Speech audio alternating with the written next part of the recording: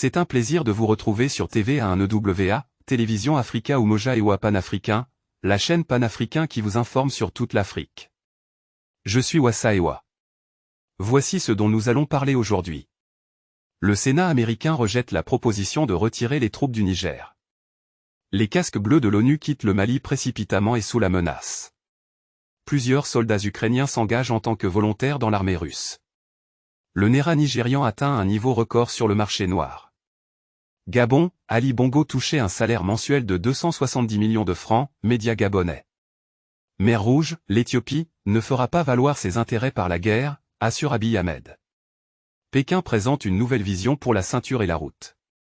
Cameroun, Paul Biya échange avec l'ambassadeur de Russie en fin de séjour. Commençons. Alors que les États-Unis ont reconnu le coup d'État au Niger, le Sénat du pays a rejeté jeudi une loi qui aurait forcé le président Joe Biden à retirer les forces américaines du Niger. Le rejet de la proposition a été avec une majorité écrasante au Sénat. Après avoir reconnu l'existence d'un putsch au Niger, le département d'État américain a imposé des sanctions au Niger en suspendant officiellement leur aide au pays. Mais les responsables américains ont déclaré qu'il n'était pas prévu de modifier la présence des troupes américaines dans le pays. Selon un rapport de Reuters, le sénateur républicain Rand Paul, qui a parrainé le projet de loi, a fait valoir que les troupes avaient été déployées de manière inappropriée sans l'approbation du Congrès et a déclaré que les Américains ne devraient pas courir le risque d'être pris entre deux feux dans un conflit au Niger. Avec le Moyen-Orient en feu, quel sens cela a-t-il d'avoir plus de 1000 soldats au Niger? Est-il logique de stationner plus de 1000 soldats dans un pays dirigé par une junte militaire? A-t-il déclaré dans un discours au Sénat.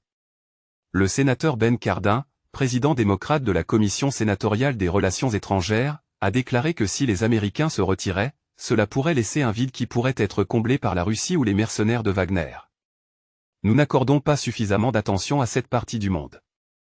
Nous ne voulons certainement pas signaler que nous abandonnons cette partie du monde, a déclaré Cardin.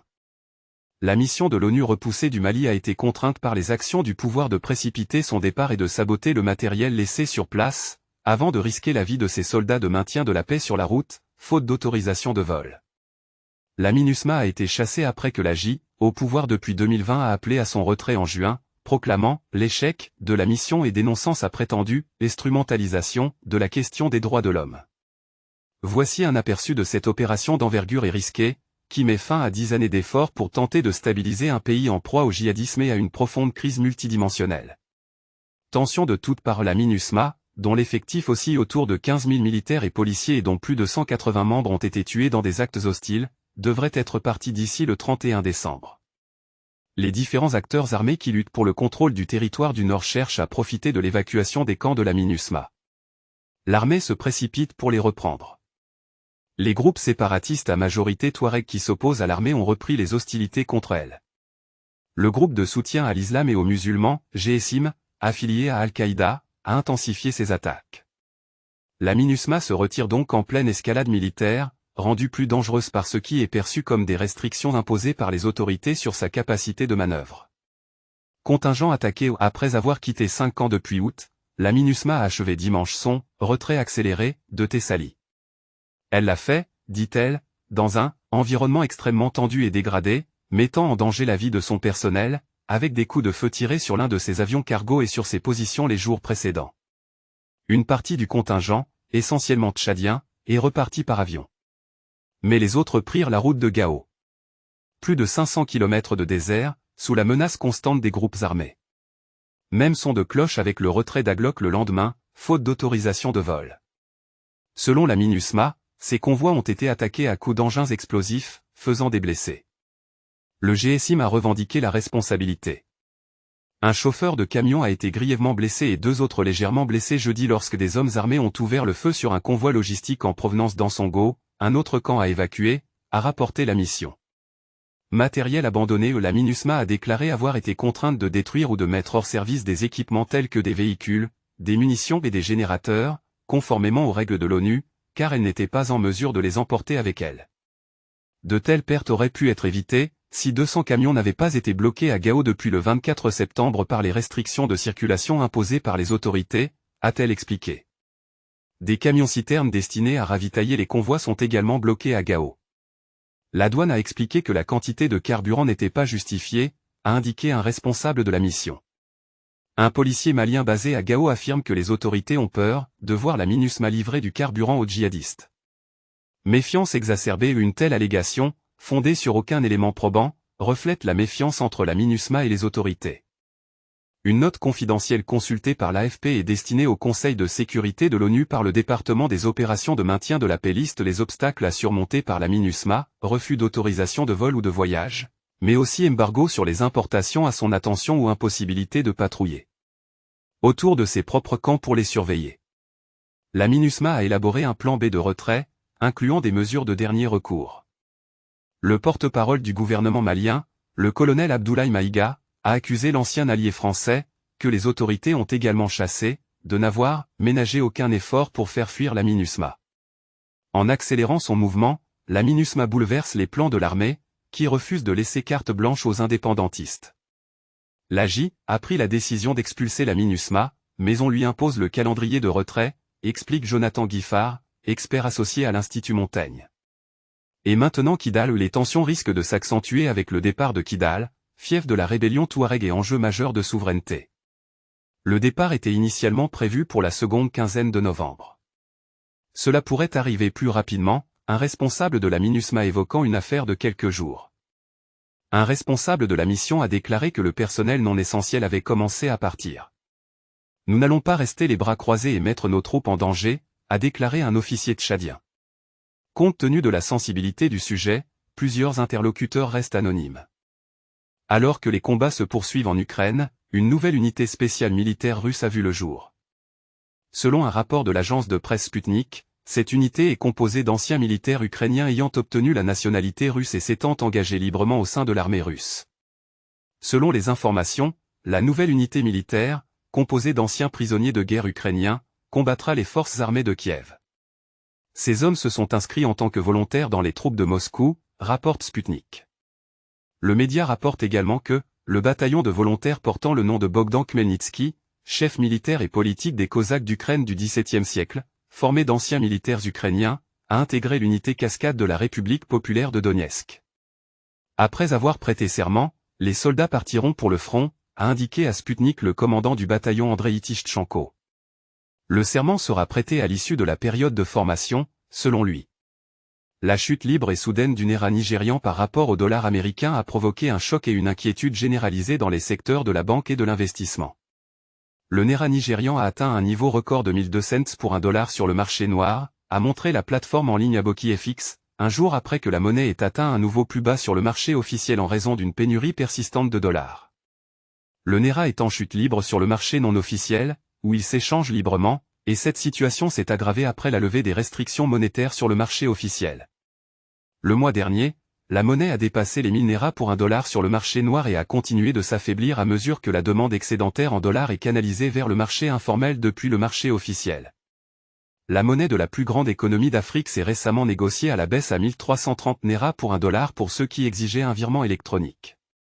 Le dollar n'est pas disponible car désormais les opérateurs de la BDC ne peuvent obtenir des devises que des clients et pour le moment, les clients contrôlent le marché, donc si vous voulez acheter auprès d'un client, il n'acceptera pas le taux de la Banque centrale du Nigeria, CBN. Déclare Ishaq Amar Suleiman, opérateur du bureau de change, BDC. Certains affirment que la dépréciation du naira est attribuée à la pénurie persistante de dollars dans le système financier et qu'elle est motivée par de nouvelles demandes alors que les factures d'importation de 43 articles non interdits ont récemment augmenté par la Banque centrale du Nigeria, CBN. Aliyu Odu, un économiste, a déclaré que ce qui se passe actuellement, c'est que le Nigeria a une nouvelle administration et que l'équipe essaie de comprendre l'économie et a peut-être raté certaines étapes. Pourquoi le pays réclame-t-il des dollars ? Nous exigeons des dollars pour importer et acheter des biens et des services et c'est pourquoi nous avons augmenté la valeur du dollar et le naira se déprécie, a-t-il ajouté. According to Aliyu, Nigeria has no par in importation and that the country should look back to les années 80 and the policy opérationnelle then. Renforçons les entreprises locales comme Innoson Motor. Laissons chaque fonctionnaire du gouvernement utiliser les véhicules innovants, cela mettra un terme à la demande pour Toyota. Et à long terme, arrêtons d'exiger des dollars et remplaçons tout ce que nous consommons par des produits locaux dans le cadre d'une industrialisation de substitution aux importations. Nous remarquerons alors que le dollar s'effondrera, car si vous n'exigez pas de dollars, l'offre sera abondante. C'est ce que nous devons faire pour l'économie, la mesure à long terme est d'augmenter la production, nous devons être autonomes, c'est ce que font les autres pays, a-t-il déclaré.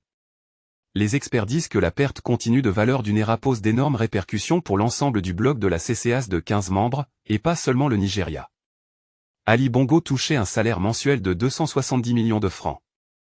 C'est ce qu'a révélé un média gabonais. Ali Bongo Ondimba gagnait un important salaire en tant que président de la République gabonaise. Selon une source de la Direction générale du budget et des finances publiques citée par Média Afrique News, Ali Bongo Ondimba touchait un salaire mensuel de 270 millions de francs. En une année, l'ancien chef de l'État touchait 3,25 milliards de francs. Et pour ses 14 ans passés au palais du bord de mer de Libreville, Ali Bongo aurait ainsi accumulé une fortune 45,5 milliards de francs de salaire. Des chiffres fous qui font énormément réagir au sein de l'opinion gabonaise. L'Éthiopie n'a pas l'intention d'envahir un autre pays et ne fera jamais valoir ses intérêts par la guerre, a assuré jeudi son Premier ministre Abiy Ahmed, quelques jours après un discours qui a suscité des inquiétudes sur d'éventuelles revendications d'Addis Abeba sur la mer Rouge. Dans un discours télévisé le 13 octobre, M. Abiy a déclaré que l'existence de l'Éthiopie en tant que nation est liée à la mer Rouge, que son pays avait besoin d'un port et que la paix dans la région dépendait d'un partage mutuel équilibré entre les deux pays. L'Éthiopie enclavée et ses voisins. Deuxième pays le plus peuplé d'Afrique, avec environ 120 millions d'habitants, l'Éthiopie n'a pas d'accès direct à la mer Rouge, l'un des principaux carrefours commerciaux mondiaux, contrairement à ses voisins l'Érythrée et Djibouti. S'il a affirmé ne pas vouloir s'immiscer dans les affaires des autres pays et vouloir affirmer, pacifiquement, sa revendication d'un port sur la mer Rouge, le discours de M. Abiy a inquiété certains observateurs, notamment dans un contexte d'apparente tension avec l'Érythrée voisine. L'Éthiopie n'a jamais envahi aucun pays et ne le fera pas à l'avenir, a assuré M. Abiy dans un discours prononcé jeudi dans le centre d'Addis Abeba, à l'occasion de la Journée des forces de défense, célébrée chaque année. Notre récente demande d'accès à la mer a fait craindre que l'Éthiopie ne mène une invasion. Je tiens à vous assurer que l'Éthiopie ne fera pas valoir ses intérêts par la guerre, a poursuivi le Premier ministre éthiopien.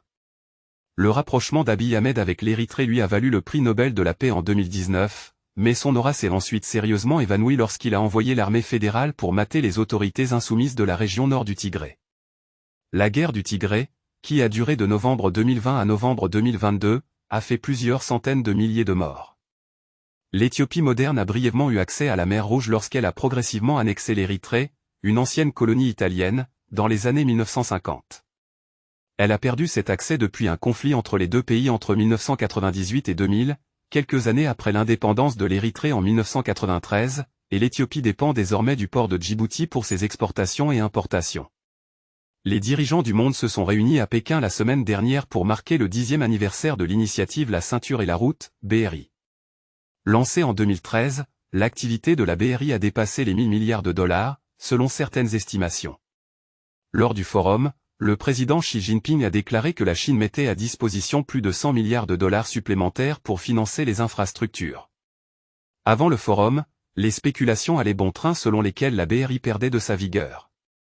Mais comme le notent les experts, Pékin ne fait que refaire la ceinture et la route. Notre invité cette semaine, Ouainta Rolado Moses, responsable de la base de données de la Global China Initiative au Global Development Policy Center de l'Université de Boston. Les investisseurs chinois prospèrent en Zambie.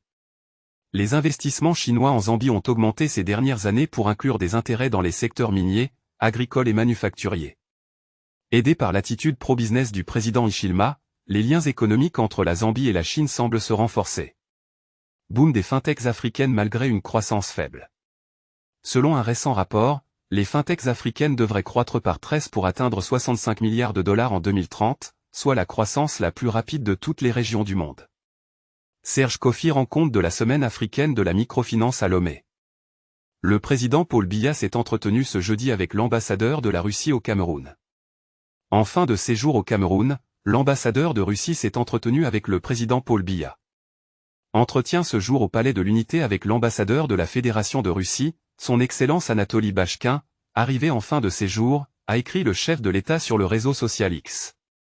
Le départ du diplomate intervient dans un contexte marqué par le renforcement des relations bilatérales entre le Cameroun et la Russie. Le Cameroun a signé l'année dernière pour un accord militaire avec la Russie en pleine opération militaire russe en Ukraine. Signé le 12 avril dernier, Cet accord a pour objet de développer la coopération militaire entre les forces armées des deux pays, à savoir, des échanges d'informations, la formation et l'entraînement des troupes, un partage d'expériences et des activités communes de lutte contre le terrorisme ou la piraterie maritime. C'est tout pour aujourd'hui sur TVA1EWA, Télévision Africa ou Moja et Pan-Africain. Merci de nous avoir accompagnés. Restez informés et à bientôt.